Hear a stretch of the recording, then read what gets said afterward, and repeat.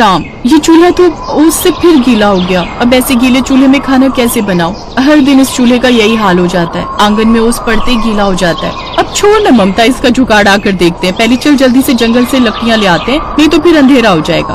अब पांचों बहुएं जंगल में लकड़ियाँ काटने चली जाती है। ठंड का मौसम था, इसलिए ओस और ठंडी हवाएं जमकर चल रही थी। फिर जल्दी जल्दी लकड़ियाँ काट कर वो घर लौट आती है। तभी वहाँ आंगन में एक पुरानी लोहे की बाल्टी रखी होती है। अरे, ये लोहे की बाल्टी यहाँ क्यों रख दी? ये नीचे से टूट गई है, इसलिए मैंने इसे यहाँ रख दिया। टूट गई है तो फेंकी क्यों? ये किसी और काम में आ जाएगी। ओहो, ये टूटी बाल्टी किस काम में आएगी?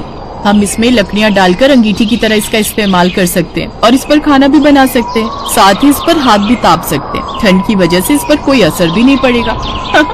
ये तो बड़ा ही कमाल का जुगाड़ है। फिर वो उस बाल्टी में लकड़ियाँ डालकर उसमें आग जला देती है और उस पर खाना बनाने लगती है। उन पांचों बहुओं में से दो के पति अनुज और सुधीर कुली का काम करते थे, तो वहीं राजू, जगदीश और अशोक फैक्ट्री में काम करते थे। 5 बेटे बहुओं की एक बूढ़ी माँ भी थी, जिसके लिए सर्दियाँ आना आफत आना हो जाता था। उफ, कितनी ठंड है। ठंड के मारे कपकपी छूट रही है। जल्दी से कुछ और भी उड़ा दे बहू, नहीं तो ऐसे ही प्राण निकल जाएंगे। माँ जी, घर में सिवाय इस फटी हुई चादर के और कुछ भी नहीं है। माँ जी की ऐसी हालत मुझसे नहीं देखी जाती। लगता है अब ये ठंड मेरी जान लेकर रहेगी। ऐसा मत बोलिए माँ जी, आपके बिना हमारा क्या होगा? अपनी सास को ठंड से ऐसे तड़पते हुए देख उन पांचों बहुओं की आंखों में आंसू आ जाते हैं। पायल रोते हुए बाहर आ जाती है और अपनी फूटी किस्मत को कोसने लगती है। तभी उसकी नजर केले के बड़े बड़े पत्तों पर जाती है। अरे, ये केले के पत्ते! ओहो, इसका ख्याल मुझे पहले क्यों नहीं आया? ऐसे पत्तों से तो मैं रजाई बना सकती हूँ। इससे माँ जी को ठंड कम लगेगी। अब वो पेड़ पर चढ़कर वहाँ से केले के पत्ते तोड़कर घर में ले आती है। अरे, ये क्या पायल, तुम ये पत्ते क्यों ले आई? अब बस तुम लोग देखते जाओ मैं इन केले के पत्तों का क्या करती हूँ। पायल अब उन केले के पत्तों के अंदर छोटे छोटे पुराने कपड़े डालकर उसे किनारियों से सिल देती है और उस केले के पत्तों की रजाई को अपनी सास को ओढ़ा देती है। वाह बहू, ये रजाई तो बड़ी ही अच्छी है। इससे मेरी ठंड काफी हद तक कम हो गई है। अब मुझे काफी आराम मिल रहा है। हाँ माँ जी, क्योंकि इसके केले के पत्ते काफी बड़े और मजबूत हैं। साथ ही इसमें काफी सारे कपड़े भी भर दिए हैं, जिससे अब ठंड नहीं लगेगी। ये जुगाड़ मैंने अपनी माँ से सीखा था। वाह, क्या कमाल का जुगाड़ लगाया आपने। लेकिन अब हम इन टूटी हुई खिड़कियों और छत से जो ठंडी हवाएं आती हैं, उसका क्या करें? पायल, क्यों ना हम इन पर भी केले के पत्ते लगा दे? हाँ, इससे ठंड रुक जाएगी। अब वो लोग ऐसे ही करते हैं, जिससे काफी हद तक ठंड कम हो जाती है। लेकिन मजदूरी और कुली के काम की वजह से उनके पतियों की आमदनी इतनी कम थी कि कभी कभी तो भूखा ही रहना पड़ता था। भूख के मारे मेरी तो हालत खराब हो रही है। कल से हमने कुछ भी नहीं खाया है। 2 रोटी का आटा था, वो भी माँ जी को बना कर दे दी। चूहे तो मेरे पेट में भी कूद रहे हैं यार। वैसे उस दिन मैं जब जंगल में लकड़ियाँ काटने गई थी, तब मैंने कुछ फलों को देखा था। हम लोग वो फल खाकर ही गुजारा कर सकते हैं। अब वो पांचों बहुएं एक साथ जंगल में फल ढूंढने जाती हैं, जहाँ निशा की नजर शकरकंदी लगे फल पर जाती है। वो देखो शकरकंदी, चलो अब इन्हें घर ले जाते हैं और फिर अंगीठी पर भूनकर खाएंगे। इससे हमारी थोड़ी ठंड भी कम हो जाएगी और भूख भी शांत हो जाएगी। अब वो पांचों बहुएं शकरकंद लेकर घर आती हैं। फिर अंगीठी में उन्हें भूनकर अपनी सास और पतियों को भी देती हैं, साथ ही खुद भी खाती हैं।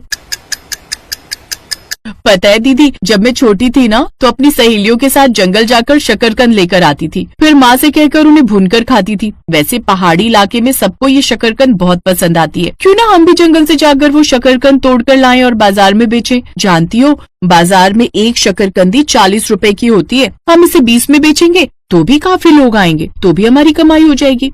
बात तो तुम्हारी सही है, लेकिन कोई न कोई जुगाड़ तो लगाना ही होगा। अब ठंड में सबको पैसे कमाने का मौका तो मिल गया, लेकिन ठंड में किसी की भी बाहर जाने की हिम्मत नहीं थी। वो सब इसका जुगाड़ ढूंढना शुरू करते हैं। एक तरकीब है, क्यों ना हम सब केले के पत्तों का स्वेटर बनाकर पहने। पास की कमला काकी है ना, उसने परसों ही अपनी भेड़ के बाल उतारे। मैं उनसे वो ले आती हूँ, फिर उसे उन केले के पत्तों में भरकर हम स्वेटर बना लेंगे और फिर शकरकंदी बेचने जाएं। हाँ, ये आइडिया कमाल का है। देखो ना, जब से हमने केले के पत्ते घर में लगाए हैं, ठंड आनी कम हो गई है। अब वो पांचों बहुएं अपने लिए केले के पत्ते तोड़कर लाती हैं। साथ ही मधु काकी से वो ऊन भी ले आती हैं। फिर उसे केले के पत्तों में भरकर वो स्वेटर बनाकर तैयार कर लेती हैं। साथ ही कुछ स्वेटर अपने पतियों के लिए भी बना देती हैं। फिर अगले दिन पांचों बहुएं बाजार में शकरकंदी बेचने चली जाती हैं। आओ आओ, गर्मा गर्म शकरकंद खाओ, आओ आओ। शकरकंदी, बड़ी भूख लगी है और सर्दियों में इससे अच्छी चीज और क्या होगी। कितने की प्लेट है? जी सिर्फ 20 रुपए। बहुत बढ़िया, फिर तो एक प्लेट लगा दो जल्दी से। तभी उनके पास कुछ ग्राहक और भी आते हैं और शकरकंदी खाने लगते हैं। उनमें से एक ग्राहक उन्हें देखकर कहता है, बहन जी अगर मैं गलत नहीं हूँ तो आपने केले के पत्तों के स्वेटर पहने हैं ना? जी बिल्कुल सही पहचाना आपने। कमाल है, बहुत से स्वेटर देखे लेकिन केले के पत्तों का स्वेटर पहली बार देखा है। और ये डिजाइन भी काफी अच्छा है। ऐसा डिजाइनदार स्वेटर आपने कहाँ से लिया? जी ये तो हमने अपने हाथों से बनाया है। वो क्या है ना, हमारे पास इतने पैसे नहीं कि हम नए ऊनी कपड़े ले पाए, इसलिए हमने ये खुद ही बनाया है। अगर आपको कोई प्रॉब्लम ना हो तो मैं आप सबकी एक फोटो ले लूं? हमारी फोटो? हाँ क्यों नहीं। अब वो औरत उन पांचों की फोटो खींचकर सोशल मीडिया पर डाल देती है। केले के पत्ते का स्वेटर लोगों को बड़ा पसंद आता है। एक मशहूर फैशन डिजाइनर रोहित बाल्टू से मिलने उनके ठेले पर भी पहुंच जाता है। जी मैं एक फैशन डिजाइनर हूँ जो महंगे महंगे यूनिक कपड़े बनाता है, लेकिन मैंने कभी ऐसा डिजाइन नहीं देखा। आप लोगों का ये केले के पत्तों का स्वेटर मुझे बहुत पसंद है। आप लोग चाहो तो मेरे लिए ये बना सकते और इसके बदले में मैं आपको अच्छे खासे पैसे दूंगा। ठीक है, आप बताइए आपको कितने स्वेटर चाहिए और कब तक चाहिए?